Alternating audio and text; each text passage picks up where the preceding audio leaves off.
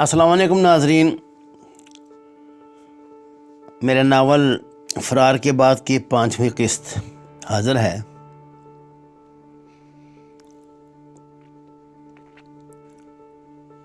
एक सनसनी थी जिसने इसकी जिस्म के रोए रोए को बेदार कर दिया। इसे अपना आप संभालना मुश्किल दिखाई दे रहा था। इस परी जमाल के दाएं बाएं दो और महाराज स्वामी की चेलियां बैठी थीं, जो किसी भी तरह हुस्न जमाल में इससे कम नहीं थी, लेकिन आलम को यूं दिखाई दे रहा था जैसे वो रास्ता भूलकर हुस्न के एक ऐसे जजीरे में आ गया है जहाँ खूबसूरत औरतों की हुकूमत है और इस जजीरे की मलका अपनी 2 खादमाओं के साथ इससे हम कलाम थी। आपका शुभ नाम? हुस्न की देवी के होंठों ने जुम्बश की। गगनदीप वर्मा, आलम ने आलमे होश में वापस लौटते हुए कहा। ब्राह्मण हो? दूसरा सवाल हुआ। जन्म से तो ब्राह्मण हूँ, लेकिन ब्राह्मण वाले गुण नहीं रखता, वो समझ चुका था। महाराज के चरणों में आने के बाद गुणी हो जाओगे। तुम सही ठिकाने पे आ गए हो। स्वामी जी के चरणों की धूल अपने माथे पे लगा लो, सारे रोग धुल जाएंगे। मन इस तरह धुलेगा कि दूध और लोभ की सारी धूल के क्रोध और लोभ की सारी धूल तुम्हारे बदन से झड़ जाएगी। ताज़ा जन्म लेने वाले बच्चे की तरह तुम्हारी आत्मा पवित्र हो जाएगी। इसी सुंदरी ने कहा। आलिम इसकी बातों को इस तरह दिल लगाकर सुनने की अदाकारी कर रहा था जैसे इस पे सहर तारी हो गया हो। क्या एड्रेस है? साथ बैठी दूसरी कन्या ने पूछा।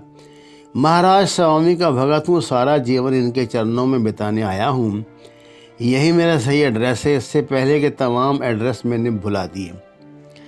यूँ जानिए कि मेरा नया जन्म हुआ है। मैं अपने जीवन का आगाज़ आज करने जा रहा हूँ। आज जन्मा हूँ मैं, बस अब यही मेरा पता ठिकाना है। आलिम ने मदहोशी की अदाकारी की। हरे राम हरे राम, ये कहते हुए तीनों कन्याओं ने करीबन झूमना शुरू कर दिया। तुम्हारी मुक्ति ज़रूर होगी भगत। हमारे स्वामी जी हमारे भगवान हैं। इनके चरणों के धूल में तुम्हें जीवन का आनंद प्राप्त होगा। जीवन का सही अर्थ जान जाओगे, प्रसन्न हो जाओगे। साहिरा ने कहा, जिसकी आंखों में आलम को अपना आप डूबता महसूस हो रहा था। अवश्य अवश्य, हरिओम हरिओम। आलम ने आवाज़ों के ताक़ुब में दाएं हाथ खुलने वाले दरवाजे की तरफ नजरें घुमाईं तो एक लंबे तड़ंगे और कदरे फरबा शख्स को अंदर दाखिल होते देखा। इसके दोनों हाथ कीमती जवाहरात और नगीनों से लबरेज थे। पहली नज़र में शेर आलम इन अंगूठियों को नहीं गिन पाया। गेरवी रंग का लंबा चोला और सर पर इसी रंग की पगड़ी बांधे, गले में लंबी माला लटकाए इसने हाथ में एक छोटी सी माला पकड़ रखी थी जिसके मन के चमक रहे थे।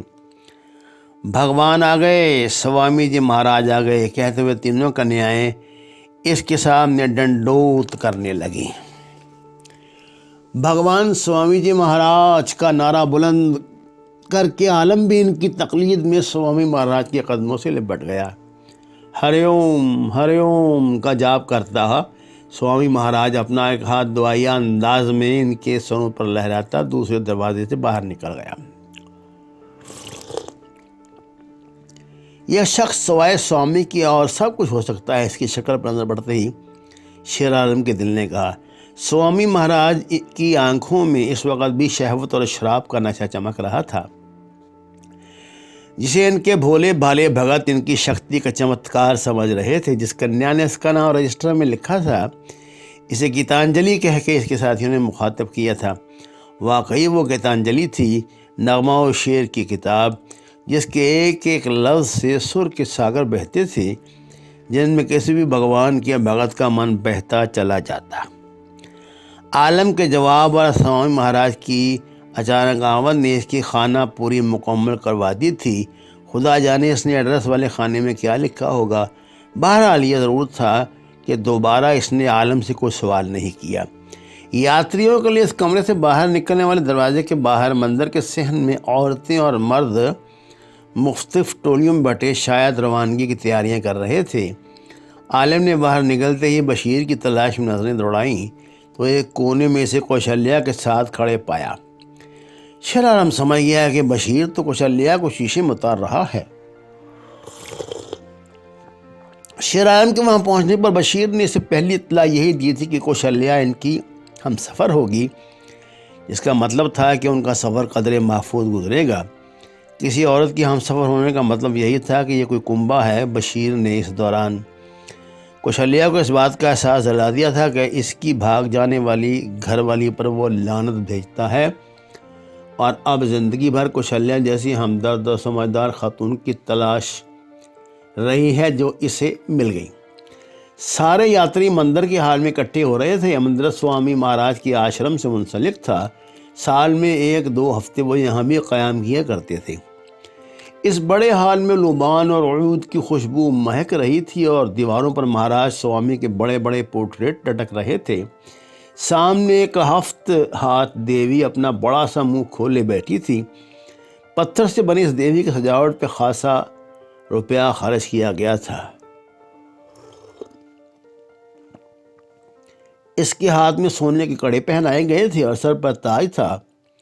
इसमें भी कीमती मोती जड़े थे। स्वामी महाराज की आमद से पहले गीतांजलि नमूदार हुई। इसके साथ वही दोनों कन्याएं थीं जिन्होंने हाथों में देवियों की तरह त्रिशूल उठा रखे थे। तीनों हरिओम हरिओम का जाप करती अंदर आई थीं। गीतांजलि ने सारे मजमे को शांत हो जाने की अपील की और स्वामी महाराज की आमद से मुत्तला किया। अगले ही लम्हे लम्मा टड़ंगा स्वामी महाराज इनके सामने था। जैसे ही वह दरवाजे से नमूदार हुआ, स्वामी महाराज की जय के जोरदार नारे बुलंद होने लगे। यहाँ मौजूद तमाम यात्री इनके सामने बिल्कुल इस तरह सजदा रेज हो रहे थे जैसे वो इनका भगवान हो।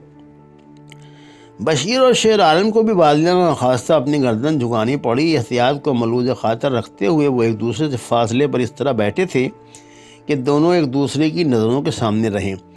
अभी तक इन्होंने किसी यात्री को अपने इकट्ठे होने का तासुर नहीं दिया था। अब बिल्कुल उसी अंदाज में बातें कर रहे थे जैसे ही एक ही राह के 2 मुसाफिर आपस में किया करते हैं। जैसे ही आलम ने अपनी गर्दन सीधी की, इसकी आंखें बशीर की आंखों से टकराईं तो बशीर ने इसे इशारे से हाल के एक दरवाजे की तरफ मुतवज्जो किया। आलम ने नज़रें घुमाई तो खौफ की एक सर्द लहर इसके रगों पैर में उतर गई। अंदर आने वाले 5-6 यात्रियों ने गो के सिविलियन लिबास पहन रखा था, लेकिन दोनों की जहां दीदा नज़रों ने इनकी शनाख्त कर ली थी। ये भारतीय इंटेलिजेंस के अहलकार थे। शायद इनका ताल्लुक़ किसी मुकामी फील्ड इंटेलिजेंस यूनिट से रहा होगा और इस इत्तला भर के 2 ख़तरनाक जासूस इलाके से फ़रार हो गए हैं, इस तरफ नज़र डालने आ गए थे। इनकी आमद के साथ ये दोनों की गलत फहमी तो कम से कम दूर हो गई थी कि इंडियन इंटेलिजेंस का ध्यान इस तरफ नहीं जाएगा। उन्होंने अंदाज़ा कर लिया था कि भारतीय इंटेलिजेंस बड़ी काया है और वो लोग फ़रार के हर पहलू पर नज़र रखते हैं। जिस इलाके से वो पुलिस को चक्कर देकर भागे थे वो यहाँ से 30-40 मील दूर था और यूं भी सरहदी इलाका नहीं था। इसके बावजूद यहाँ भी इंटेलिजेंस सरगर्म थी। अगर ये हालत थी तो इन लोगों ने सरहदों पर तो अपना जाल बिछा दिया होगा, शेर आलम ने सोचा। इसने दिल ही दिल में बशीरे के मशवरे पे अमल पैरा होने पर खुदा का शुक्र अदा किया। अंदर आने वाले बड़ी होशियारी से अलग अलग होकर यात्रियों के हजूम में फैलने लगे थे। इन्हें हजूम में फैलते देखकर बशीर कौशल्या से बिल्कुल चिपक कर बैठ गया और यूँ महसूस हो रहा था जैसे दोनों मियाँ बीवी भगवान के बड़े सच्चे भगत हैं और बड़े खुशो खुजू से भजन गा रहे हैं, जो स्वामी महाराज की आमद के साथ ही शुरू हो गया था। और इस स्टेज पर मौजूद गाने वालों की टोली के साथ हम आवाज़ होकर सारे यात्री गाने में मसरूफ़ थे। आलिम का जहन बड़ी तेज़ी से काम कर रहा था। इसके साथ बैठे एक जोड़े का बच्चा बार बार किसी वजह से रोने लगता, वो इसे डांट के चुप करवा देते थे। अचानक ही एक मंसूबा इसके जहन ने तरतीब दिया और आलिम ने इस पर अमल पैरा होने की ठान ली। इसने 2-2.5 साल के इस बच्चे को बड़े प्यार से पिचकारा। एक अजनबी और हमदर्द की इस तरह मोहब्बत से बच्चे को बहलाने के अंदाज ने बच्चे से ज़्यादा इसके वालिदैन को मुतासर किया था। और दरअसल बच्चा बाप या माँ की गोद में बैठने की जिद कर रहा था। दोनों इससे एहतराज बरत रहे थे। इनकी ख्वाहिश थी कि वो भी इनके साथ ज़मीन पर बैठे। आलम ने बच्चे को प्यार से पिचकारते हुए अपनी गोद में बिठा लिया। पहले तो बच्चे ने हैरत से इसकी तरफ देखा, फिर इसके चेहरे पर अपने लिए मोहब्बत और हमदर्दी के जज्बात पाकर इसने चुप साध ली। बच्चे के वालिदैन ने इस हरकत का जवाब मुस्कुराते हुए शुक्रिया अदा करके दिया था। मेरा भांजा बिल्कुल इतनी ही उम्र का है, वो भी मेरे साथ खुश रहता है, अपने माता पिता के साथ नहीं। इसने बात बढ़ाई। शुक्रिया भाई साहब, मुझे दे दीजिए, आपको जहमत होगी। नौजवान औरत ने कहा, अरे नहीं बहन, मुझे तकलीफ़ इसे वापस करने पर होगी। मेरा दिल भी उधर गोगी में अटका हुआ था, बहुत मोहब्बत करता है। आप ये समझिए कि आपका सफ़र आसानी से कट गया। क्या नाम है आपका? मन्नू, इसके बाप ने जवाब दिया। बस मुन्नू को खुश रखना अब मेरी जिम्मेदारी है। आप शांत होकर और मन लगा के भगवान का पाठ कीजिए। शेर आलम अब इतनी अपनाहियत का मुजाहरा कर रहा था कि दोनों के लिए सवाए इसकी हाँ में हाँ मिलाने की और कोई चारा बाकी न रहा। मन्नू को इसने बाजू के सहारे अपने कंधे से लगा के बाकायदा सहलाना शुरू कर दिया था। जब तक सिक्योरिटी वाले गहरी नज़रों से लोगों का जायज़ा लेते वहाँ तक पहुँचे, नन्ना मन्नू शेर आलम के ज़ानों पर इत्मीनान से सो रहा था और आलम आंखें बंद किए मन्नू की माँ के पहलू में बैठा नाम सिमरन कर रहा था।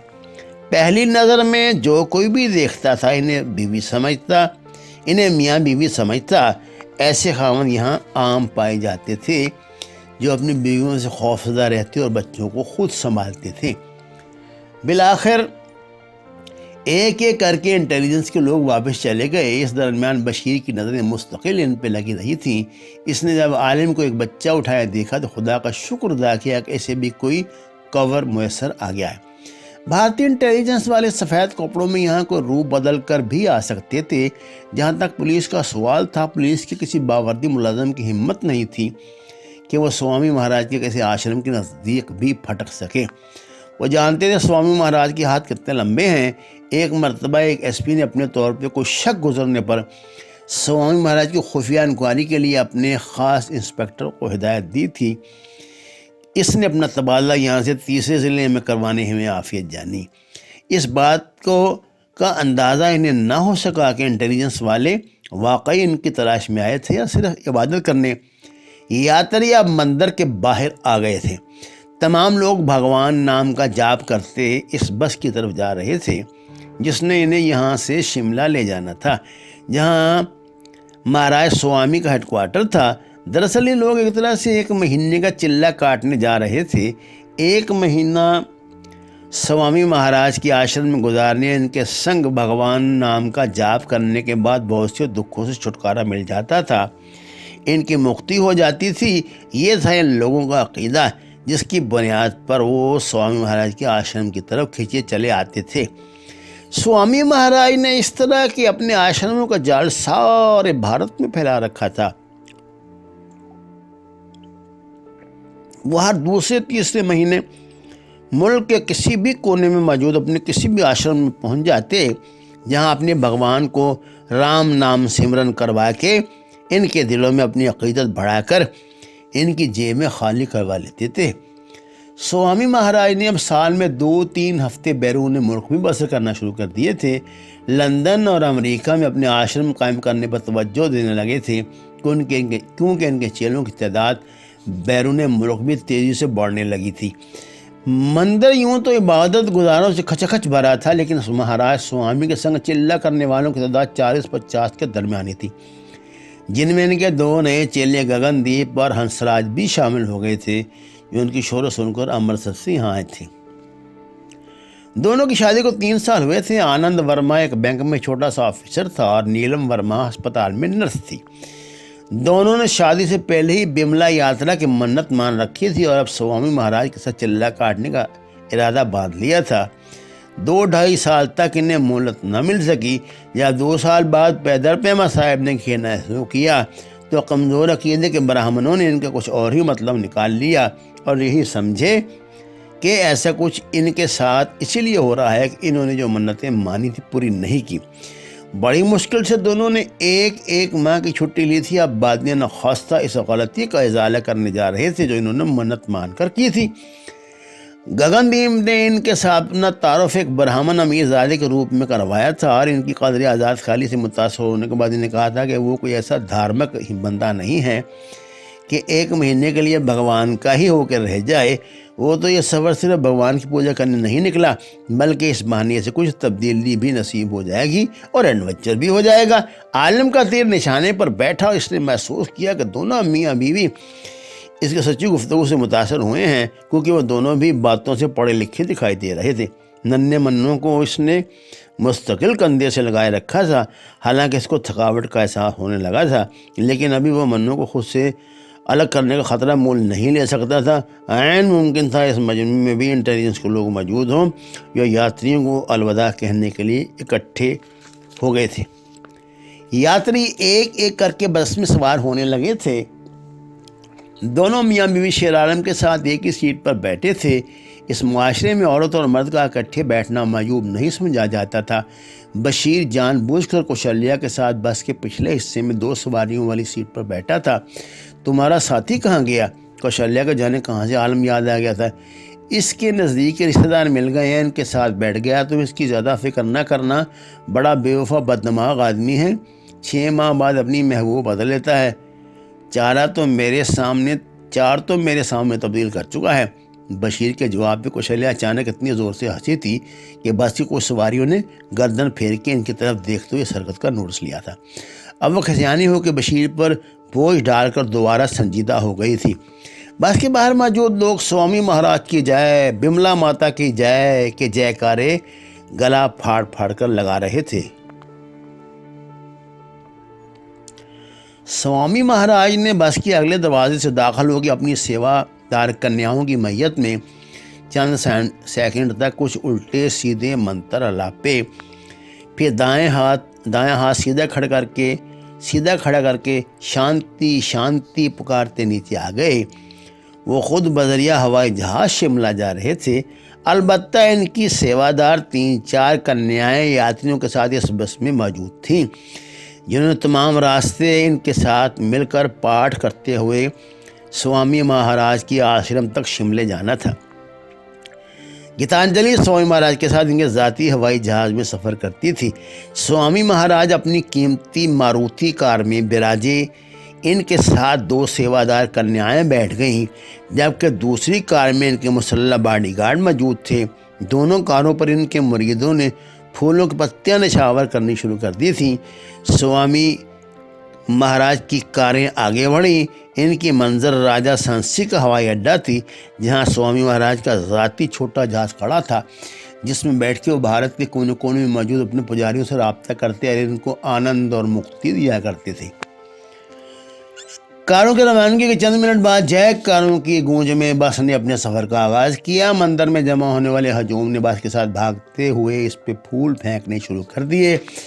जैसे ही बस स्टार्ट हुई, स्वामी महाराज के एजेंटों ने, जो ड्राइवर के पीछे वाली सीटों पर काबिज थे, अपने हाथों में पकड़े लोहे के चिमटे और छन्ने बजाते हुए भजन अलापना शुरू कर दिया। बस के मुसाफिर इनके हम आवाज़ थे। शेर आलम ने महसूस किया कि इसकी तरह मिस्टर और मिसेस वर्मा भी बादे नखास्ता आहिस्ता आहिस्ता गुनगुना रहे थे। तीनों को डर लगा था कहीं मन्नू दोबारा न जग जाए। यात्रियों की बस मंदिर से मुलाकात छोटी सी सड़क के ज़रिए फतेहपुर के बाज़ार की तरफ जा रही थी। अभी ये लोग अमृतसर से जाने वाली सड़क पर चंद फरलांग ही आगे चले थे कि अचानक ड्राइवर को बस रोकना पड़ी। यात्रियों का जोशो खरोश अब कुछ ठंडा पड़ने लगा था। ये CRP का नाका था। नाज़रीन, 5वीं किस्त ख़त्म हुई। 6ठी किस्त इंशाल्लाह आपको अगले रोज़ मिलेगी। आपका बहुत शुक्रिया। आप इसमें जो दिलचस्पी ले रहे हैं, बराए मेहरबानी इसका सबूत भी देते रहा करें और लाइक करें, सब्सक्राइब करें, मेरी हौसला अफजाई करें और उन चैनलों की हौसला शिकनी फरमाएं जो मेरी इजाज़त के बगैर मेरी किताबें पढ़ रहे हैं। आपका बहुत शुक्रिया।